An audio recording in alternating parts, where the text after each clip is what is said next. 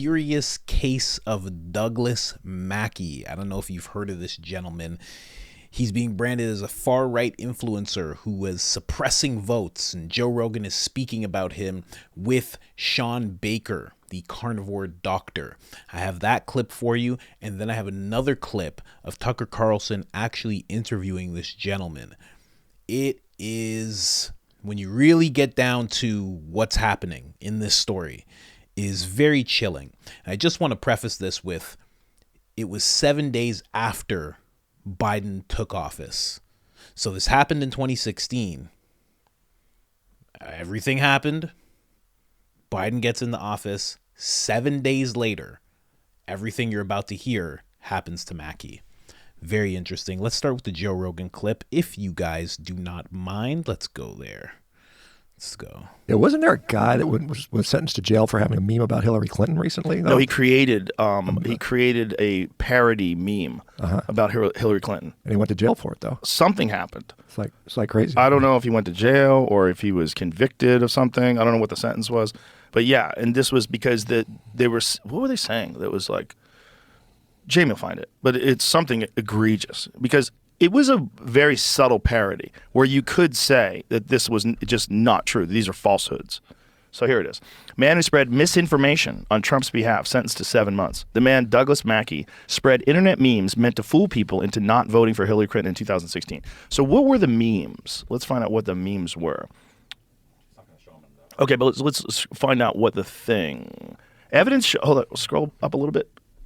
Evidence showed that the participants discuss generating interest in emails stolen from the Clinton campaign by Russia, portraying Miss Clinton as a warmonger, and promoting the claim that she had cheated during the primaries to get supporters of Senator Bernie Sanders to hate not just Hillary, but the Democratic Party itself. Mr. Mackey pushed the hashtag #WriteInBernie, evidence showed, and stated that women and naturalized citizens should not be allowed to vote.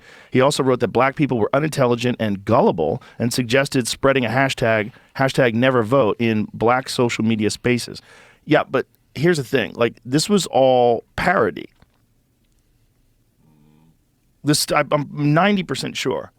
Let's find out what he actually made. But I remember looking at the things that he made and going, well, that was...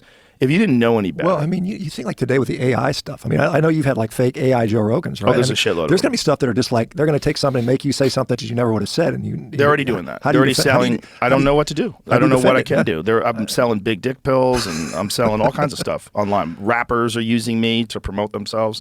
Like I'm talking about, this is the hottest rapper alive, and you know it's an AI generated. If you can't do anything against that, I don't know what you can do. What can anyone do? I mean, it's well, I guess you could ask Instagram to take it down, but Instagram has some wild shit up in the algorithm now. I see murders every day now. Tom Segura and I have this thing where every day we send each other the worst shit that we can find. And because of that, my algorithm is now conditioned to show me the worst things. Yeah. Oh my God, like every day it's people getting pulverized. Well, yeah, but they're banning, like I saw Chad Mendes, Chad Mendes, the UFC guy. Yes. They took down his hunting photos. They're saying you can't put up hunting photos. Yeah. You're showing murders and all this other crap on there. It's crazy. Well, I think they're doing it from these like really sketchy accounts, and they just make thousands of these accounts. Post that up there. It says Twitter user convicted for false voting information, not Hillary Clinton memes. Fact check. Okay, but this is like USA Today. Who are the fact checkers? USA Today. It's just fucking mainstream. Go back to that, please. Oh, sorry, the pop-up ad popped up. So scroll down, and what is it saying? Instagram post directly, scroll back up so I can read that, includes a screenshot of post on X, formerly Twitter, that claims social media user is being imprisoned for political memes. Breaking, Twitter user Douglas Mackey sentenced to 7 months in prison for being found guilty of election interference for making memes disparaging Hillary Clinton, reads the post, which links to a post-millennial story making the same claim. It received more than 70,000 likes in 2 days. Another version of the post shared on X by right-wing commentator Dinesh D'Souza received nearly 1,300 shares. Let's scroll back now. Okay, R rating false. Making memes disparaging political figures is not illegal. Mackey was sentenced for posting memes that encourage Clinton supporters to vote via text message, which is not a valid way to vote.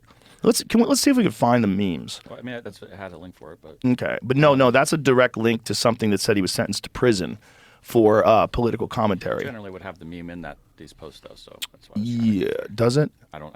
We had to check. Let's see. You were going to Gulag? No, that's them doing that. That's different. Let's see if we can find what his memes were that he made. Douglas Mackey memes. See, There they go. Okay. And that's not really a meme though either. Kind of is. Save time, avoid the line, vote from home. Text Hillary to 59925, and we'll make history together this November 8th. Okay, that's borderline, right? Because that is kind of misinformation. I don't think the guy should go to jail for it. But like, click on that one in the upper right-hand corner. Yeah, that one. It says, vote for her, vote from home. Post Hillary using hashtag presidential election. Yeah.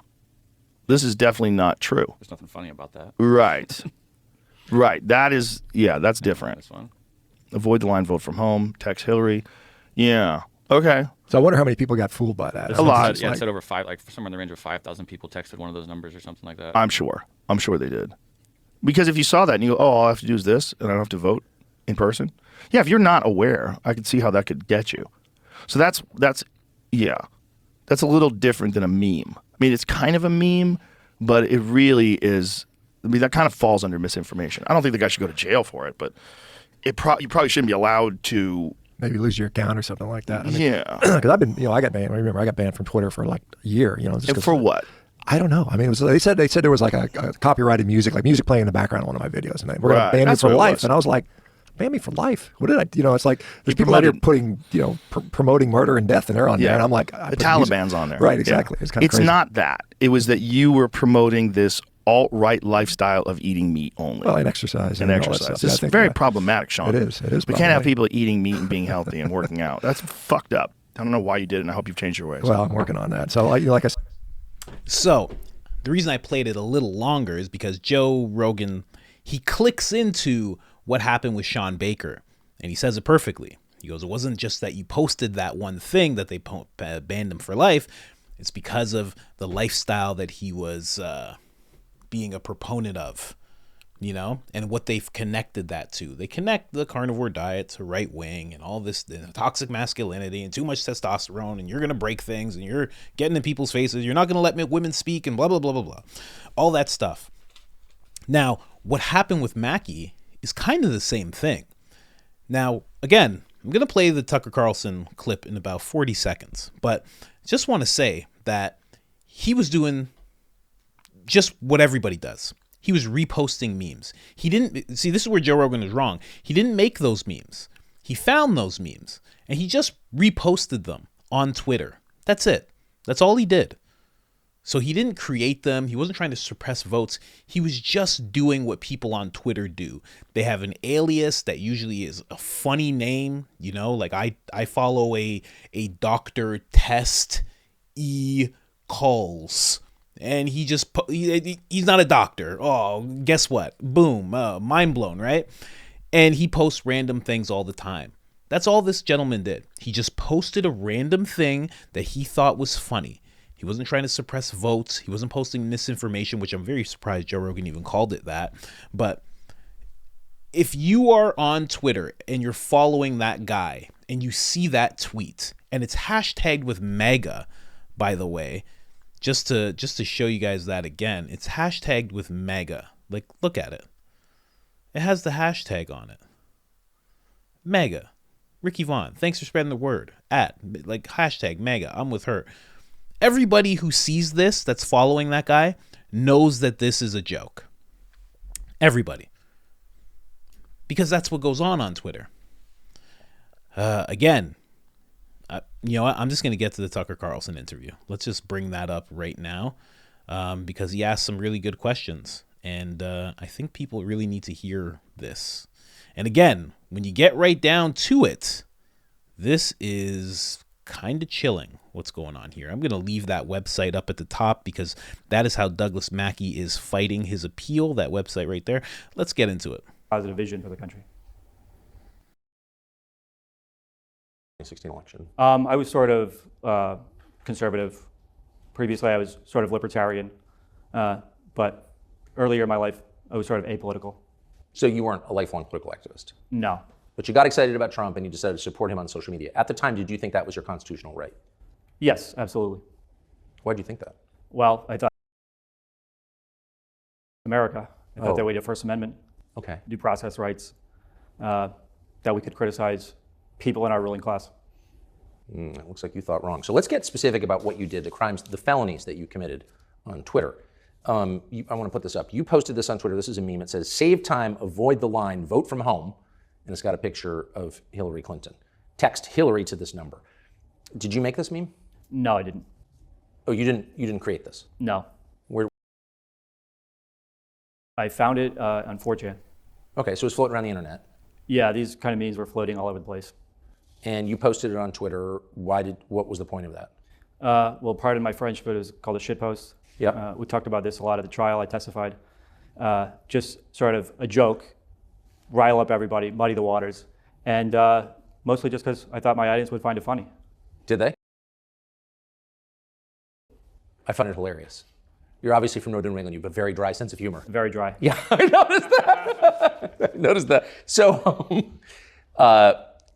did you get a sense when you posted that was a crime, or that it would be perceived as a crime? No, absolutely not.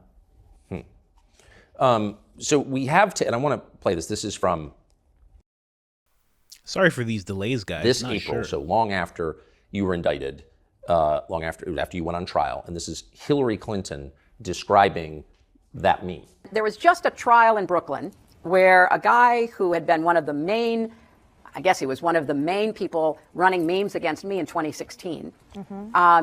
He went from what you could consider free speech. I mean, both Nancy and I have pretty thick skins. People say all kinds of things about us. But he went from that to running a very deliberate effort to mislead people about where and how to vote. So it went from speech to action meant to subvert the election, because thousands of people who they targeted through their algorithms, I can text my vote for Hillary Clinton. So Hillary Clinton, I want to deconstruct that in some greater detail in a minute, but Hillary Clinton apparently took that very seriously. You were using, quote, algorithms to subvert the election with that meme. I don't even really know what she means by that. I don't know how, I guess you post something and it gets taken up into algorithms. I'm not exactly sure. I was surprised that she said that. Did you have personal algorithms that you used? No. Okay. No, it's just copy, paste, and click a button. Yeah. So like everyone else on social media, you see something funny, you post it. That's right. Okay. So describe the rest of your career on Twitter. So you're enthusiastic about Trump. I assume, are you being paid to post these things? No. Nobody's paying me. You're just a random guy who's amusing the hell out of yourself by pushing your candidate on social media. That's right. That's exactly right. So then what happens? How long were you on Twitter? Until 2018, mid-2018. Okay. But this criminal tweet is from 2016. 16, okay. November. So at any point, did you think that you'd committed a crime, or that others would think that you committed a crime? No. When did you discover that you were considered a felon by the U.S. government? Well, I had 8 to 10 law enforcement agents come and knock on my door at 7 a.m., 7 days after Joe Biden was inaugurated. Did you have any warning that this was coming? No, no warning. So what were you doing at 7 in the morning? I was sleeping. So you're asleep, you hear a knock, and then what happens? And then the FBI, "Are you Doug Mackey?" "Yes." "What's going on?" Like, I asked them, they said, "We have a warrant for your arrest." I said, "What for? For what?" They didn't tell me until I got to the courthouse. Did they cuff you? Yes. The FBI threw handcuffs on you at your home at 7 in the morning and didn't tell you why. Yes. Did you have any idea why? No, I had no idea. What was going through your mind? I knew that politicians could be vindictive, and the federal government sometimes could be influenced by those politicians, and I know that they can sort of get very creative with federal statutes. So if I was the enemy of their candidate, then I thought maybe they could cook something up. But this was an entire election cycle later. That was the weird part. But I knew that we had just had a transition of presidents. So 7 days after Biden gets inaugurated, you get arrested for a tweet 4 years earlier. Yeah. What was your reaction? You know, it's crazy. I was a little bit surprised, but I wouldn't put anything past, what they can do.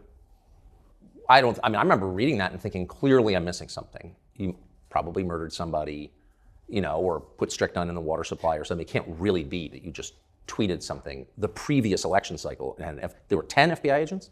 There were 4 FBI agents, and then they had some local cops and that kind of thing. But 10 law enforcement officers? Yeah. Were you waving a gun and screaming, "You'll never take me alive"? Not quite. So you're just like some random guy? Yeah, it was shocked. I had roommates at the time. They were in disbelief. They couldn't believe it.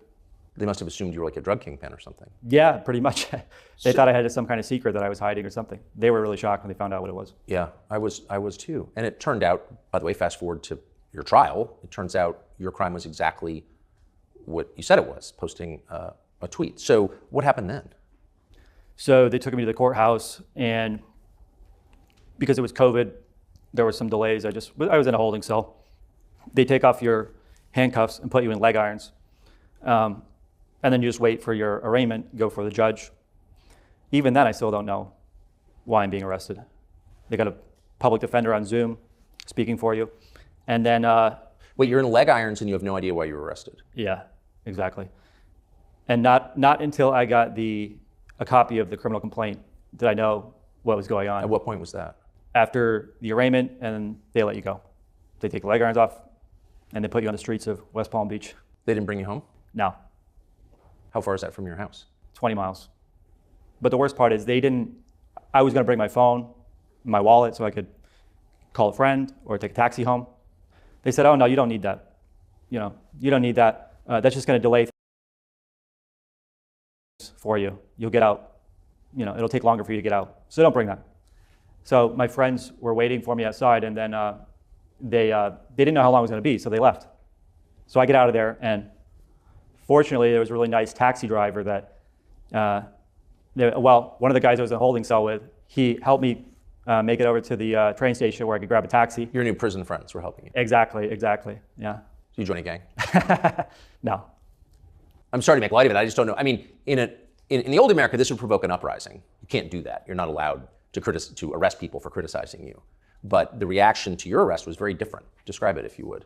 Well, I mean, there was a lot of support, but I was on Rachel Maddow that night. I mean, the left was really celebrating this. They were celebrating. They thought it was terrific. To arrest you for making fun of Hillary Clinton. Right. I mean, you're from this country, you grew up here. Did that surprise you? Yeah, I was pretty surprised, but I got to tell you, after the left has sort of done a 180 since 2016. So if they celebrated your imprisonment, why wouldn't they celebrate your execution? Some of them would. Clearly. I think so. What kind of support did you get? Well, I got to thank you for you showcased my arrest on your show. Might have been that night or the next night, and there was just. By the way, in the back of my mind, I thought we're probably going to find out that Doug Mackey works for Al Qaeda. I mean, there's got to be more to the story. There's got to be more to the story, but no, I played both of these things because I wanted you guys to decide. Joe Rogan was talking a little bit. He obviously wasn't super educated. Somebody just brought it up to him and he just kind of looked into it randomly. So again, Mackey didn't make this meme. He didn't do it maliciously when he reposted it. None of us are doing anything maliciously, or I should say most of us. I'd say 95% of people aren't doing anything maliciously. That other 5% is like Russian troll farms, China troll farms, all sorts of stuff like that. You're not doing something malicious when you're reposting something. You're just thinking it's funny. I reposted a video. It was an AI generated Klaus Schwab singing a song. It wasn't malicious. I just thought it was hilarious. I don't know. It's a little wacky that this all happened to him, and now he's actually going to jail for 7 months. That's been decided. He's trying to appeal this decision, but for now, that is what's happening. And again, when you listen to this whole thing, the reason I was showing you all of these articles that I kept showing you guys is because look at the narrative that's being painted. He suppressed votes for Trump. He wasn't doing it for Trump. He was doing it for lulz, as they say in the online community. Far-right influencer. Voter suppression scheme. He reposted something and it got traction. That's literally what happened. Hillary Clinton in this video was just talking about how he used his algorithms. He didn't use his own he doesn't have his own. That sounded like a mom trying to explain what their son does online. Like, he used his algorithm, and he doesn't have his own algorithm. He just put it on Twitter to his audience, and his audience liked it. That's it. For them to say thousands of people actually used it, maybe. I wouldn't say it's out of the question, But I would think most people who are on Twitter would look at something like that and go, if you were a supporter of Hillary Clinton, you'd be like, I haven't heard anything about this. I'm going to look into this. You wouldn't just be like, oh, well, I guess I'm going to text. And then when you do text, nothing would come back. So then you'd question it even further. The fact that they say that 5,000 people actually fell for this, or thousands of people fell for it, I don't believe it. And they did the typical thing they did, the typical thing they do. They had him branded as racist, which he's not. Again, he is one of these guys that posts things that are supposed to be funny. So perhaps in the whole posting career that he has, he's going to do something that makes fun of a black woman. And they take that and they make that into him being racist. They also mentioned, and I showed the picture there, fact checkers. These fact checkers, probably the same people who work for this company that are saying that he suppressed votes.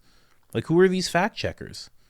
Because if I actually checked it and checked what he was doing, if I was a fact checker, I'd be like, oh, this is a guy that posted a meme and it wasn't that funny and it got traction because his audience likes that kind of thing. That's it. And honestly, in the whole spectrum of Twitter, getting 70,000 likes is not big. That's not a big thing to have happen. It'd be big for me because I'm small, but he was quite large on Twitter. And just getting 70,000 wouldn't be that much. And then they brand him as far right. Again, just because he wants to vote Trump, he's considered far right. It's all of the markers of the game that they play. I'll put it that way. All the markers of the game that they play were in full effect. Branding him as far right, branding him as racist. Instead of just talking about he posted a meme, they're saying it was voter suppression. Far reach, a far reach. And here's the chilling thing of it all. It worked. It actually worked. 8 to 10 FBI agents, law enforcement people, probably some FBI's, probably some state police department, local police department. It actually worked. He's actually going to serve time. Things like that send a message. And again, exactly what I said at the beginning of this video. 7 days after Trump left office, this happened. Which really, to me, 7 days in, I don't think Biden was like, all right, 7 days in, who's this Douglas Mackey guy I've been hearing so much about? I don't think that's what happened. What really makes me question, what really comes to mind when I see 7 days after Trump is gone, really makes me think, who was in control of that decision? It obviously wasn't Biden. Who was in that control of that decision that when Trump left, they made that happen like that? It's really wild. Really wild. 4 years later. Not even more than 4. Yeah, 4 years. Years later. Half a decade later, they come for him. That's to send them, in my mind, just me, tinfoil tuxedo on. That's to send the message. That sends a message to everybody.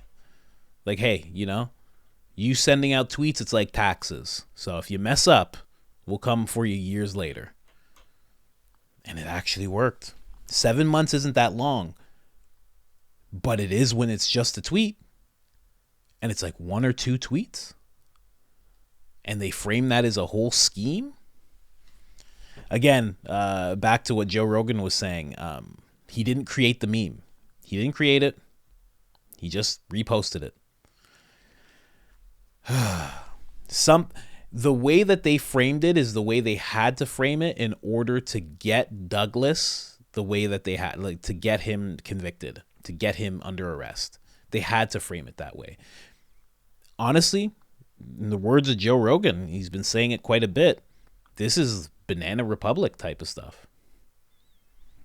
The guy sent a meme, and now he's going to do time in jail with people who are violent offenders and possibly worse because he retweeted something. Wild. Absolutely wild. But I mean, I've posted, I showed these articles and everything. You can decide whether or not, like, maybe you feel like Joe Rogan, like, that's borderline misinformation. And you know what? Yeah, I guess you could say it's that, but you have to give it context. It's on Twitter. It's on Twitter in a community of people who go to 4chan and they're all like-minded. They all understand that this is just a meme. And on top of that, when he gets 70,000 likes for that meme, the people liking it are his audience and some outside of his audience. You know, some that may be aligned with what he posts, so you get it gets pushed to your algorithm, right? Whoever was a part of his audience who enjoys him and he is pro-Trump, they aren't pro-Hillary Clinton. So who were these people? And even further into the interview, I really suggest you watch it. Tucker Carlson, Douglas Mackey. Even further into the interview, they even say that somebody testified against him, decided to cooperate. It was someone that he never met, that he said that he met online. They claimed that that him and Douglas met online, they spoke, and had an agreement to have this conspiracy to suppress votes. The gentleman said it was a silent agreement. How do you have a silent agreement with someone that you know online, that you've never met, that you're thousands of miles away from? I don't know. Seems odd. Seems a little odd. Anyways, guys, like, subscribe, all that good stuff. Hit up IamCoachColin.com. It's a great way to support the channel. We got all those links in the description. Hit them up, and I'm out.